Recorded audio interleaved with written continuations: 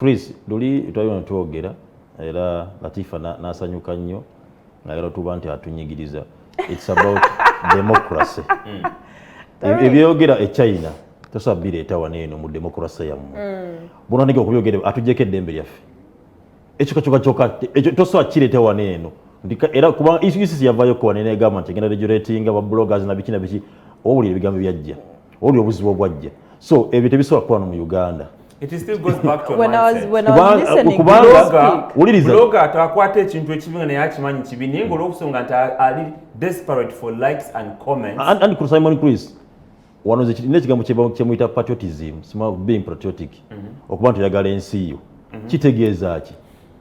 Ekyo katoka ky'oba okola okuba nti ofuluma ekifaananyi ekibi eri outside ensi yo oba togyagala. Wano bannayuganda ye muntu agamba nti oba tufe tufiirwe neze nga mpisizawo kyempisizaawo. Olutalo lwakuba nti tuleeta change mu nsi yaffe Uganda luleese obuzibu bingi in the name of change. Oba tugenda okuba ndagamba nti oba kino kijja ffe twagala kimu nkyukakyuka. Nze naliko omwana kusingaga oba tufa tufe nenge enkyuka kyekoze eki kyoyo omuntu akwata ekifaananyi n'abeera nga akitako kifulemu ebiri kubanga ekisooka olwaleero waliwo amawulire ffenna twagategedde omuntu oba tusobola okubanga omukulu omu yafunye obujulizi mu America tujja gituukako n'awandiika ngamba America Trump amugamba ayingire mu nsonga za wano nenga yafunye obujulizi okuva wano Uganda yafunye ebifaananyi eclipse zonna eziraga abantu abakubye amasasi abantu abakoze ebiki Bobi Wine ng'akwatibwa olutalo esimanya okwokya kw'olubiri lwanzululu byonna byabifunye nenga abifuna abijjawa Munnayuganda bannayuganda babiweereza. So kati Munnayuganda ye tayagala kumanya kigenda kusinga kyensi oba yeefa oba ekola ki oba in the name of change. Kana change eno gitwagadde etukozesa ebintu bingi naye nga ate Uganda tugissa Latifa kyogeddeko nti gwe Yesu oyagala abantu twagala abalambuzi bajje wano naye buli alaba ekifaananyi kyogamba yasobola okuba nti ajja wano eno. Nze namukwano gwange ayina abaana she's best in UK naye buli abaana be yatanga okuteeka gataliiko nfuufu naye bulagateekako bwati nga balaga abantu simanya babatemyeko emitwe simanya abaana ne bagamba bati mami nenga bannayuganda abaana bazaalira eri nga baga eyo ensi yaffe era tujja kuddeka abaana ne bagamba mami nze sobola kugenda mu Uganda egyo batema abantu egyo just abaana balabye mu kirabo ekiro abantu bafa because naga sobola kugenda mu Uganda abakazi beeyira amazzi gataifu bigakolanga kati ebifaananyi buli tufulumye ebweru bina kye biraga abantu be nenga gwe obikola mbi kubanga oyagala toyagala nsi yo ogamba ensi njagala era nfiirawo I want change oba togyagala.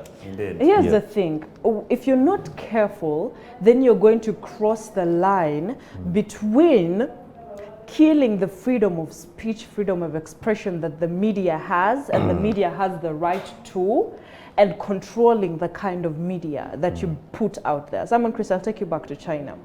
China, like he said, is one of those dictatorial governments. And when you come back to Uganda, you have to stop somewhere in controlling the media, in trying to avoid. I think my word was let me controlling. My word was regulating. Even regulating, here's the problem. When you come into regulating, okay, then before you know it, you're crossing the line into stifling people's freedom of expression. We saw what happened, and there were people in the media who were saying we're at a position whereby we can't capture a few things but to Jacko camera. Okay? And these other people will tell you we are doing that because we are protecting the image of our country, because truth is what is happening on ground is brutal. So where do we cross the line as journalists between telling the truth and obtaining a good image of our country? Tariq had said that we saw that they wrote a letter recently. Elliot, the chairman of United States House Committee on Foreign Affairs, called on the Trump administration to take immediate action to address a worsening human rights situation in Uganda prior to the general elections. Now, when we talk about defining what exactly happened in our country, people will define it differently. Some people will say it's a brutal misconduct of human rights, but who is defining it? Some people will say we had a few days of rioting and the opposition are tackled by police here and there, but there's nothing big happening. Why should the Trump administration or even the government be in charge of what is happening in our country? So these are some of the questions that are being asked by people. What is your definition of one, brutality? 2, gross violations of human rights. And then where is the national media supposed to come in and where aren't they supposed to come in? Because the moment they come in and help with the gross human rights violations in our country, then they're becoming part and parcel of our country, then the image that we're giving out to these people out there changes completely. Then things are different. So that is where the confusion is. How do you not cross that line, Simon Chris? What I was calling for is regulation. And regulating starts with the UCC. However, it still goes back to what Tariq was talking about, being patriotic enough to your country. And I think there's lack of civic education to Ugandans. As we do have a generation that is desperate for change, how you want that change to come by also matters a lot. Tetwagala change in the name of destroying Uganda, because even if you get a change, you want to be part of that change that comes after the regime maybe is gone. Now, what kind of Uganda would you want to see after nga changes there? That is a question. Right now, kwebuza, we blogger, adda kuolokubo ina internet yo, maybe utaddeko VPN, oyisa buli kimu kyoyisaawo, ovumani, otaddeko ebintu violating any kind of, I want to say, nonsense. And you're saying you're doing that in the name of what? Calling for change. But what kind of change do you want to cause? You can't call for Robert Kyagulanyi Okubeera patriotic about Uganda, or even his bloggers, Simon Chris. Kuanga, we are in a political situation where some people feel like banyigirizidwa. And the moment that person feels like their rights are being taken away from them, they will call upon help, even if that help means sending these pictures outside the country. And the moment that happens, like I said, there's nothing you can do to control the media. UCC has Yavudeo recently, Tariq, and they said they wanted to control social media. We had the outburst that happened. Everybody was like, you've controlled media, you haven't even fully controlled it, so why are you coming to social media? So how are you calling upon UCC to control that media? Yengeri Giavayo was a bit cold. They can package it in a very better way. What I'm saying is that we are going to become a country that lacks political sanity. And for us to bring that political sanity, it has to go back to UCC. Because we've seen it happen in the other countries. Okay? Ugolowoze Kenya teri yo bikola teri bibibirayo. You were steady your crimes again. But second, waliwo omuntu wafa atenga kubira masasi ku street yako tetubira bako. But you see all the things happen. We don't see them. But then that means that I will repeat it. By the time you call upon UCC to work on these things, Tariq, freedom of speech, you've decided to start a democratic country that has freedom of speech. You're stifling somebody's freedom of speech. No, Latifa, you have freedom of speech. But what are you speaking? That is it, yes. The truth is dependent on what you think. That's why I gave you a definition of Robert Kyagulanyi and Mugisha Muntu and said the opposition members. And then I gave you an example of someone from NRM. Their definition of the truth is different. The truth for the opposition is 1, police is very partisan. 2, police is brutal. 3, our human rights are being stepped on. But when you come to this other side, they're like Uganda and Nyuma. You understand? So the definition of what is true and what is not differs on where you're standing. If you're standing on the blunt side of the knife, then the truth is different. If you're standing on the sharp side of the knife, yes, tulina eddembe lyaffe, tulina rights zaffe, ne tulina duties tulina okubatutuukiza nga gwe muna Uganda. Olina okuba nti ensi yo Uganda, duties biki ebikakatako okuba nti obikola ensi yo Uganda. Olina okuba nti onona nsi yo, that is number 1. Olina okuba nga ensi yo ogitunda eri outside world. Kati ogenda kutunda otya ensi yo ng'oweereza ebifaananyi bibi, ng'oweereza ebifaananyi bigityoboola. So nga twagala okwenjoyinga rights zaffe, netukize ne duties zaffe bitukakatako. Okinga okugamba omwana ewaka nti omwana dadi nze tebagula mmere bandyako emmere tebansomesa, naye naawe nga tona kuleka nao tebakusomesa, gwe ng'omutukize obuvanyizibwa bwe ewaka emirimu ogikoze oyoza ebintu ekisinza okulona abaana ewaka tugamba child rights eddembe ly'abaana teri avayo kugamba nti duties z'abaana bazituukiriza. Buli amu agamba children's rights, naye wani yali avudde n'agamba nti duties z'abaana bazituukiriza.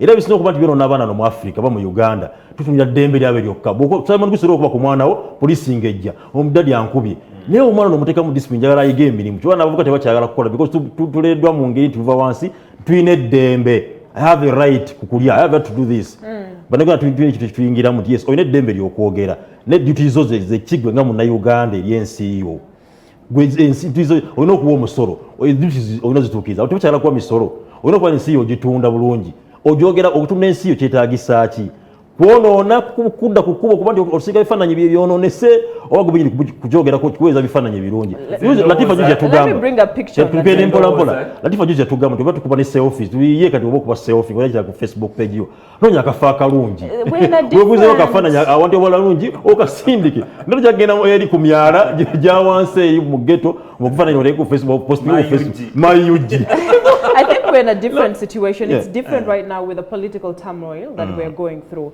And I want to ask you two gentlemen a question given on your point. Why I'm saying that is, like I said, the truth depends on where you're standing. Let me ask you two gentlemen, given on your argument, Kambabu is a question where I'm standing. So you say that we should be careful about what pictures we're getting out of the country. So are you saying that recently the riots that happened and the opposition feeling that they're not being treated fairly? Are you people trying to say that this situation the picture should have been contained in the country and it shouldn't have been put on the media? Definitely. That's what you're saying? Yes. That's what but I'm do you saying. know that when you're saying that, that, then you're denying people access to information because people need to know what is going on in the country. Two, the opposition, Baja Kugamba, we want our views to also be heard. And the moment you control the media... To be heard by who? The moment you control the Latifa, media, to be heard by the people. Why do you think there are elections? For views to be heard. And the reason why there's TV, the reason why there's radio, the reason why there's social media, okay, is for people to freely express themselves. The moment you people say that these things should have been contained in the country, you're pushing me so that means you're saying saying that the media shouldn't have captured any of the things that happened. The gross killing and the gross murder. Latifa asindika nnyo so hard to the wall into a discussion that I wouldn't want to engage into. Discussion. And what discussion is that? Mukama waffe yagirimuko. Mujjukira we are posting something in regards to what Bobi Wine how Libya, how Uganda is going to be tied to Libya. Yeah. That is not the discussion I wouldn't want to engage into because it's somehow related. But okay, let me tackle just a little bit. Let me take you back to what happened in Libya. Kano Muammar Gaddafi, abantu be yali abawa buli kimu. Nti n'omukazi bw'oba ogenda kuzaala ekintu nowe kati kyekola. Kati kuba nowe ekuwa omutwalo gwa $1 ng'ogenda kuzaala. Libya basikiriza abakazi okuzaala. Kyekintu ekyali e Libya. Nti omukazi oliba okufuna olubuto Government erige kulabirira mpaka omwana bwazaalibwa omwana nemusomesa n'amala okusoma nemufunira omulimu nemuwa ennyumba. So literally there was no suffering. Nga Balibya bonna babawa all the basic needs 100%. Ng'omuntu yeebuuza why would people go and protest on the streets? That was a fundamental question that was each and everyone's mind. But it was just a small group of people that were convinced. Okay? Okubagamba nti ebyo babakola babajjeko eddembe lyammwe bichi. You can change life by doing ABCD. It was just that minority group about protesting against Kano Muammar Gaddafi. Ebifaananyi ebyafulumanga benefited whoever had interest in Libya. Okay? When twogerera, apparently you can tell the turmoil there is in Libya. Yes. You know that is omuntu bw'otunuulira nti Libya before 2011 ne Libya eriwo kati. Tebagomba kugibeeramu. Take a question mark mu mutwe gwo ku ebifaananyi bya Libya before 2011 ne Libya eriwo kati. Ekyo ekyokwedamu gw'omanyi because we're pretty sure that nolaba ekyajjako gundi Muhammad Nus owa Egypt. It was just also a small group of people that was convinced never wabuli chimu staged into a demonstration over 2 weeks eventually Navajo. But look, the turmoil there is in Egypt. That is not what happened to Libya. You know why I'm saying that? The problem that Libya faced is the problem that Africa as a country is facing. The thing about the human race is, regardless of how good a leader is, there ought to be a time that they train someone to take over from them, and that someone takes over. Here's the problem. Muammar Gaddafi was one of the best leaders Africa has had, okay? Rwanda is one of the most amazing cities that when we look at countries that when we look at, we're like, we want to be like Rwanda. But again, I will repeat it.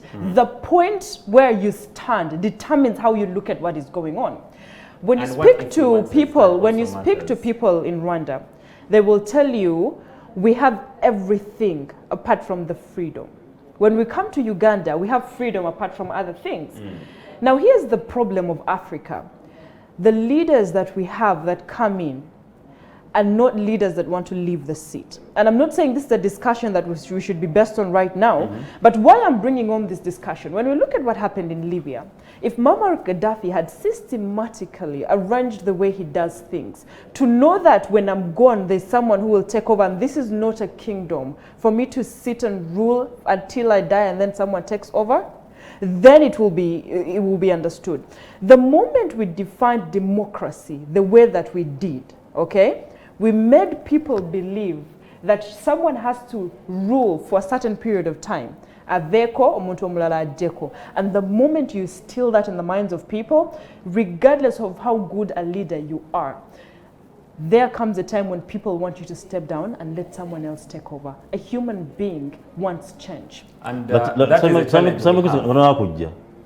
Nze Latifa ine chintu kyaga ayogedde ku Rwanda era nze I believe sometimes aba president abamunzi, one of my best presidents abankoledde is Kagame engeri gyakwatamu ebintu bye era nze nsuubira nti ekintu ekitonde omuntu tekitaga nze muntu akiza tekitaganya okulekera ddembe kuba nti no this system of freedom zisikiririza. So you're calling for a dictatorial? No, I'm not saying that. Kulekera nnyo eddembe liyitiridde. Era olaba nga otunuya embeera Rwanda gyerimu speed gyekolamu bintu bagamba nti kino kinakolebwa ABCD bwe kiba era ensi yaabwe ekuze. But going back to olina kanaka akaganda okutugamba waliwo abakulembeze abajja basoma mu University of Dar es Salaam abakulu abo n'ogenda nga bamenya baba Gaddafi baana basajja abo balina ensonga gye babeera nga bagala okuyunitinga Africa era president kyasiibasiiba kesi nti ye wanaabalaba nga ekyo kyakikoze. Teri muzungu ayagala kwa Africans twegatta. Busigana nga tuweyawude bwe tuti bo bafunamu. Ebizimu ku nsonga Gaddafi nze zenda bezasinga okuba nti Gaddafi basobola okuba nti bajja baconvincinga aka group koyogedde akatini. Waliwo abakikola nga bali interest okuba nti Gaddafi balaba agenda kuba nti manipulating Africa abeere nga agikutte. Musajja Gaddafi atukana okuba nga awolensiza abazungu ku nsimbi. Nga olaba nti amaanyi geri ayina nga kyayagala okutuukiza era agenda sobola okukituukiza. Abazungu nabo bakwakino okuba nti bamukola ki? Era kuva oluyajjaawo be baasuubiza okukolera abantu babibakoledde.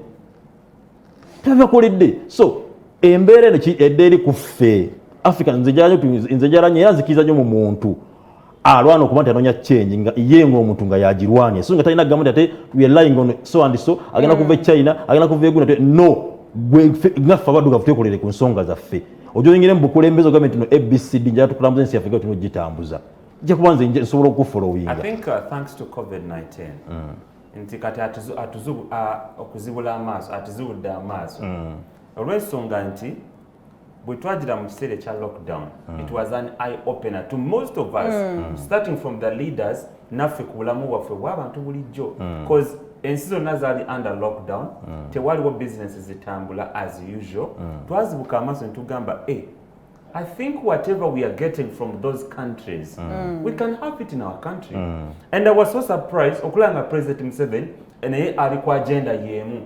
N'agamba nti buli kimu kye tubadde tujja eri mawanga g'abazungu.